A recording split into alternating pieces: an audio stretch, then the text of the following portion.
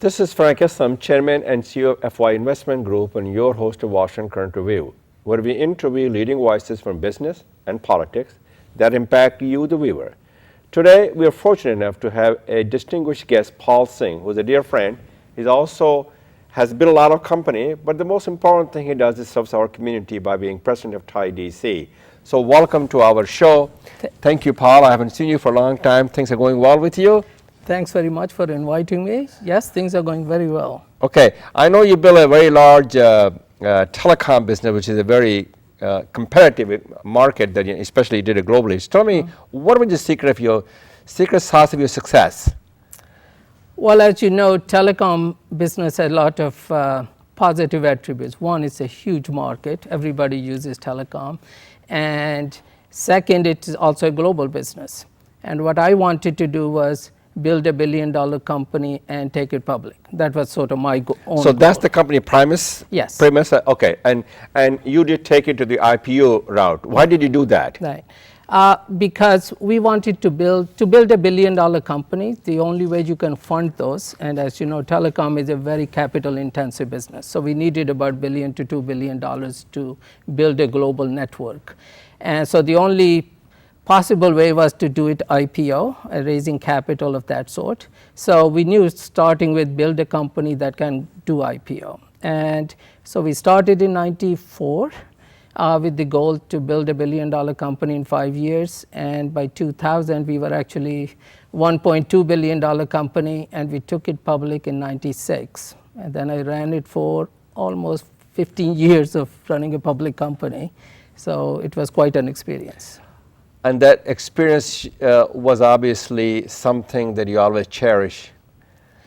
Yeah, you know, prior to that, running a private company, running a public company is obviously a challenge. Yeah. It's a whole different experience. It's a different experience. It's a totally different experience because my prior company was venture backed. Okay.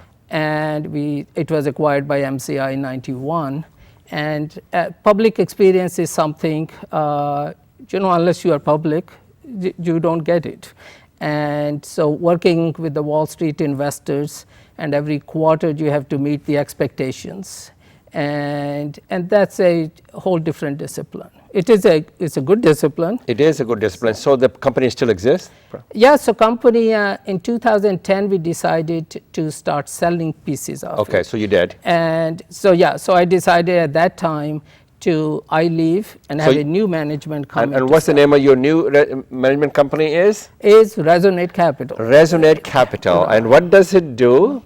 So Resonate Capital was I wanted to get back to this time to invest my own funds with the founders and entrepreneurs. So what I do is now invest capital as well as get engaged with the management to help them grow the companies. Okay, so you are sort of a VC. An angel investor. More like a private equity because I and this is your money, you don't go out and raise the money, or you do both? Yeah, no, so far it's all my money. We started a Resonate Angel Fund, which is where other investors can actually sign up on the website, resonatecapital.com, and then they can co-invest. Okay, so my question to you is, how much capital have you invested? What's your criteria of investment, and how somebody in the audience want to get engaged, and how they get engaged with this? Yeah. So I did the same thing when I sold my business, but I was now very successful. Yeah. So what's the secret sauce you have that I didn't have it? So when I started Resonate Capital, it was not more to be an angel investor. You know, I come from the other side of starting companies. Sure. My frustration was the money I invested during the last 15 years with venture capital firms or private equity firms, the returns were terrible. If you looked at last 10, 15 years, even though I wanted to believe they're higher, but they're not higher. Once I looked at it, single digit returns. So stock market would have been a much better choice. That is a true statement. So that's where I said, you know, this would be a good challenge. It's not telecom business. It's not something I've already done. So I want to have actually returns if I can generate 20% returns to 25 over long periods of time. Right. You know, that was the challenge. And my model has been not just to give the money because there's a lot of other people who can put in a lot more capital investment. So I had set aside $5 million to invest. So I've invested already $4 million. And this was, so before I raised other people money, I wanted to prove to myself I can actually do it. So did it work? I invested close to 22. I lost everything. Right. Well, it's too early to tell. So I'm hoping we'll get one exit this year. Okay. I think we will get one exit So that this you will year. have a payday. Well, a payday. So far, it's good because like I said, I don't just the money. I am part of the company. Okay, so you have a skin. You have a skin in the game. Skin in the game. I'm engaged with the management. I meet with them every week. I have calls with them. So it's a totally different kind of model where I'm part of helping them actually every day to grow. And I also chairman of these companies. I am a sometime employee as well. I get paid. So it's a whole different kind of model. So this is a different model they have. Totally different model. Does it have any strong impact on the bottom line as well as on the employees as well as the company? Do they appreciate what you're doing? No, it's a whole different. It's a different model you have. Yeah, I invest if the entrepreneur has aspirations to be a large company. If they are happy with what they have, I don't invest. Now, there are a lot of companies that find they got to a certain stage. They can't grow after that. They just can't grow after that. My experience is I have run companies, built company from zero. First company was I just sold it pre-revenue to Pan Am Set. Second company sold to MCI, that was $28 million venture backed. Third company took it to $1 billion of public.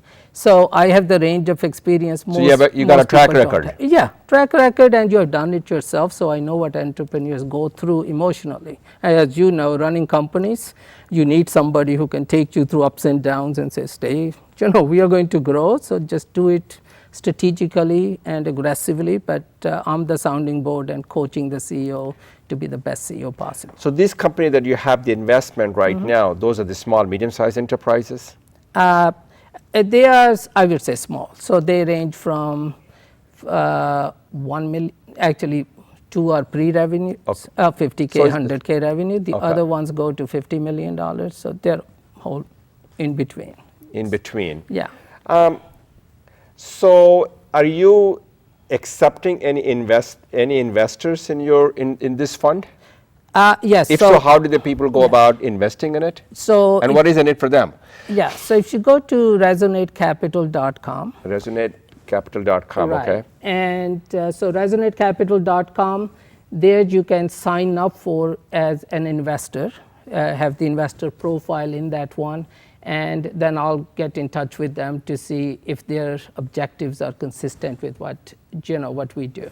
And what's the range of the investment? Let's suppose I got $100,000 to invest. How do I go about doing it, and how long will it take for me to get $200,000, and what's the return my investment will be? Yeah, so I've been on the other side, so nobody can guarantee you what return you're going to get. So that's just if somebody does say don't invest there, so that's the basic rule. If somebody ever tells you guaranteed returns, but the idea is that investors who may be entrepreneurs themselves, who have run companies themselves, would be great investors for this group, right? Okay, so those are the people you're targeting. Yeah, because they can help the companies. They are not that's investors. A good way to put it. This way, see, companies always need 3 kinds of help, right? Number one, they need help in funding. So money is always the important part. Second one is they need help with the business development part. So can you get them the few customers? Can you get them into a new marketplace and so on? And the third thing they need is just basically organizing it. How do you go from here to there? There are a lot of steps they have not been through. So our investors and myself, having been through it, enough of them, just guiding them through it. So those are the key things that we try to do. So this means investors who are also entrepreneurs and who have the knowledge would be the most useful for the entrepreneur. And so that's the most important criteria for you to have investors in this what you call the Resonate 8 capital you're talking about, yes. right? Yeah, exactly. That makes a lot of sense. And my question to you is, there's a lot of things going on in Silicon Valley and New York, respect to funding the startup company, an early stage company. What is your advice to the audience, to the budding entrepreneur who really wants to be like Paul Singh, and they're not living in Silicon Valley, they're not living in New York, they're living in Washington, D.C. How do they go about getting access to the capital, getting access to people like yourself so they could be one of these days like you? Yeah. Well, the good news is Washington, D.C. area actually has a lot of entrepreneurial activity that is going on. So if first Thai DC that I'm president of, our whole job is to foster entrepreneurship, to help them, get them connected to established entrepreneurs or investors. So my advice would be Washington, D.C. is a great place. We have a lot of angel investors. Millions of dollars are being invested. There are dozens of avenues for them to go make their ideas, present their ideas, and meet up with entrepreneurs. And also I would invite, they can also reach me at resonatecapital.com or become members of Thai DC, and that's a great way to meet other entrepreneurs and investors. So if somebody has taken the step that you outlined a minute ago, but they failed, they were not successful. So what advice do you have for them from that failure? What lessons can they learn from there? They're not, all the entity not going to be successful. Most of them is going to fail. So what advice do you have? Should they get up and say, you know what, I tried my best, I'm going to do it again? The failure tells me not to go backward, but success tells me how to move forward. Is that what your advice is? Will be continue on in that path? Yeah, so two things. When I started, once you are an entrepreneur, it's very hard to go then work for a company. That's just one thing that happens to you, because even if you are working 24/7, but the reality is you are working all day long, and it has all the struggles that come with being an entrepreneur. But my advice to them is, if it didn't work, just think about it, why it didn't work, try to pivot it. See if there's an other adjacent or different business models would work. This is where I try to help companies to say, if this model doesn't work, what are the other things we can do? And then it comes to really the runway that you have. This is the other advice I give entrepreneurs is, make sure you have enough time to succeed. So if they can fund themselves, even at a slower activity level, for 12 to 24 months, they can actually make it happen, because they can pivot it. That's enough time to raise capital.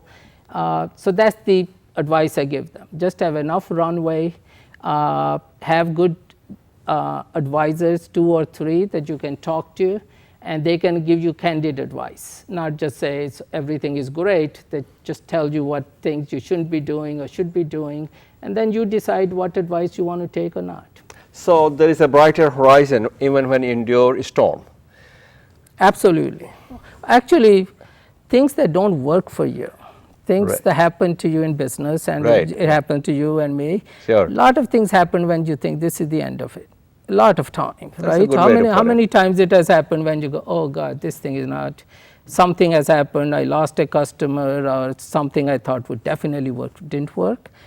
Then you look back at it, and then you say, I'm glad actually it didn't work out, because that made me go on a different path, right? This is a common story of entrepreneurs. That's a good way to put it. You start this way, that may not be the path, right? So you just have to be directionally correct. So, and there are many entrepreneurs who went through this path and they were not successful when they started in a certain type of business, but they deviated and diverted from that business and became very successful. There are a lot of stories like that. Absolutely. You are one of them. Absolutely.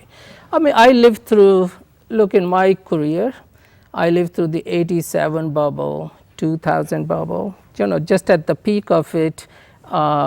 After we got to $1.2 billion, the whole market fell apart. Remember, telecom companies used to go bankrupt one a day in Washington area. We had 50 of them. My gosh. So you live through those things, and then you hunker down and say, okay. And at that time, my own board of advisors were all entrepreneurs. And if they were not entrepreneurs, they were professional directors. Frankly, they would have said it's too much risk. Let's just get out of it. But thanks to our directors, they were entrepreneurs. They said, no, we can make it work. We kind of, do what we got to do. So that's what you have to do. So you made a very good point, willing to take a risk and confront the risk with the optimism and sense of ingenuity and creativity, that there is a brighter horizon. Yes. If I work hard, I should be able to achieve what you were able to achieve.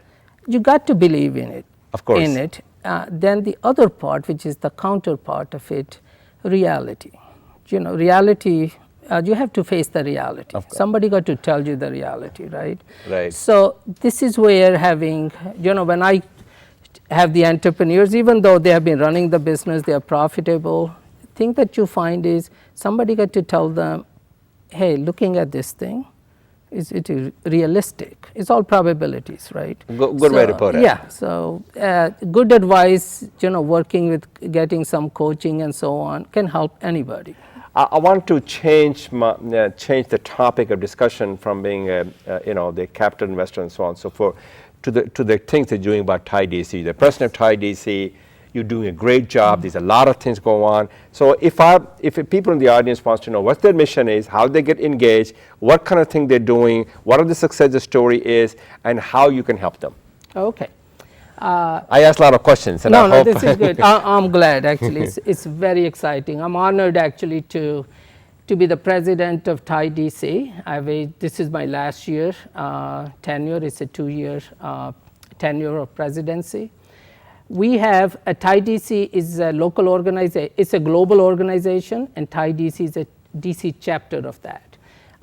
We have our charter members about in the range of 100.